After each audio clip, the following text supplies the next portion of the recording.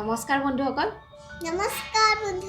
চেনেলটোলৈ আপোনালোকক পুনৰবাৰ স্বাগতম জনাইছো। আজি আমি ৰান্ধিম সৰিয়হ সজিনাৰ সৈতে মাছ। তেন্তে পলম নকৰি ৰেচিপিটোলৈ আগবাঢ়ো। এয়া মই ৰান্ধিবৰ বাবে 3 পিচ বাহু মাছ ভালদৰে ধুই নিমখ হালধি সানি লৈছো।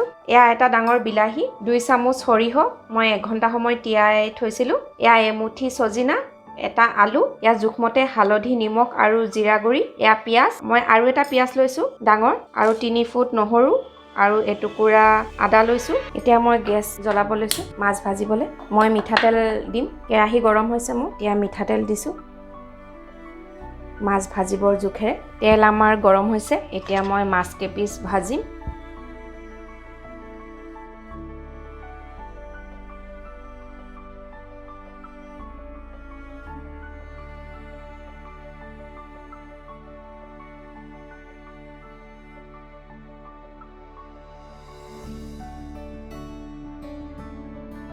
মাছখিনি ভাজি হৈ থকা সময়ত মই এতিয়া পিঁয়াজখিনি পিচি ল'ম। এইখিনি পিঁয়াজ লৈছোঁ মই, এইখিনি মই পিচি ল'ম।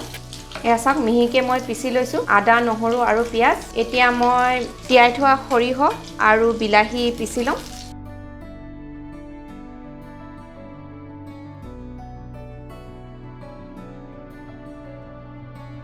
এতিয়া মিক্সিত মই এয়া বিলাহী আৰু সৰিয়হ পিচিম। মই অকণমান জোখমতে পানী দিম। মই পিচিবৰ জোখে মই বেলেগ বেলেগকৈ পিচিছোঁ, কাৰণ সৰিয়হ যদি পিঁয়াজৰ লগত একেলগে পিচি ভজা হয়, বেছিকৈ ভাজিলে সৰিয়হ তিতা লাগে, সেইকাৰণে মই বেলেগ বেলেগকৈ পিচি লৈছোঁ। এয়া চাওক, আমাৰ মিহিকৈ সৰিয়হখিনি মই পিচি লৈছোঁ। মাছ ভাজি হৈছে মোৰ, এতিয়া উলিয়াম।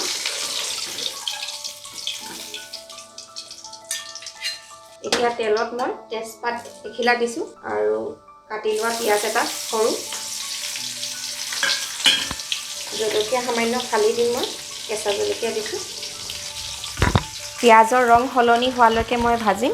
পিঁয়াজৰ ৰং সলনি হৈছে আমাৰ। এতিয়া আমি কাটি থোৱা সজিনা আৰু আলুখিনি দিম।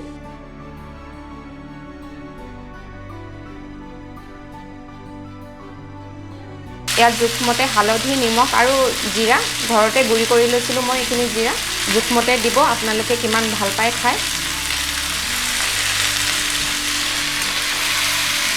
এতিয়া মই জুইটো কমাই ল'ম। মধ্যম জুইত মই ঢাকোন মাৰি 5 মিনিট সময় সিজাম। 2 মিনিটমান সময় হৈছে, আমি এবাৰ লৰাই দিম। আকৌ ঢাকোন মাৰি 3 মিনিটমান সময় সিজাম। আমাৰ 3 মিনিট সময় হৈছে, এতিয়া আমি লৰাই দিছোঁ। এতিয়া আমি পিচি থোৱা পিঁয়াজ, আদা আৰু নহৰুৰ পেষ্টখিনি দিম।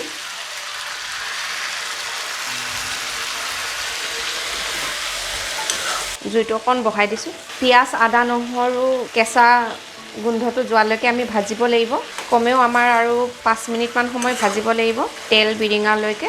আমি এতিয়া আকৌ জুইটো কমাই মেলি 5 মিনিটমান সময় ভাজিম মধ্যম জুইত। আমি আকৌ এবাৰ এইখিনি লৰাই দিম আৰু অলপ সময় লাগিব আমাৰ তেল বিৰিঙিবলৈ। তেল বিৰিঙিলে আমি থোৱা সৰিয়হখিনি দিম। আমাৰ সজিনা আলু সিজিছে, পিঁয়াজ, আদা, নহৰু ধুনীয়াকৈ ভাজি হৈছে আমাৰ। এতিয়া মই সামান্য পানী দিম, 2 চামুচমান পানী দি গেছটো বঢ়াই দিম। পানী শুকাই আহিছে, এতিয়া মই পিচি থোৱা সৰিয়হখিনি দিম।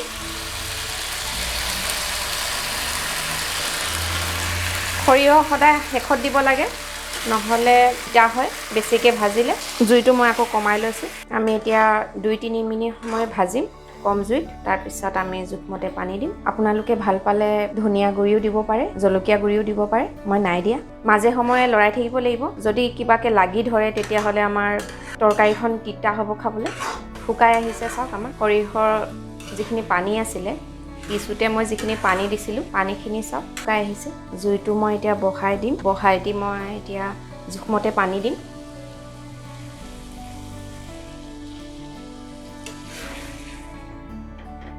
বহুত বেছি পানী দিব নালাগে, কাৰণ মোৰ ইতিমধ্যে সজিনা আলু মোৰ সিজিছে। ভাজি থোৱা মাছ কেইডোখৰ দিম মই এতিয়া।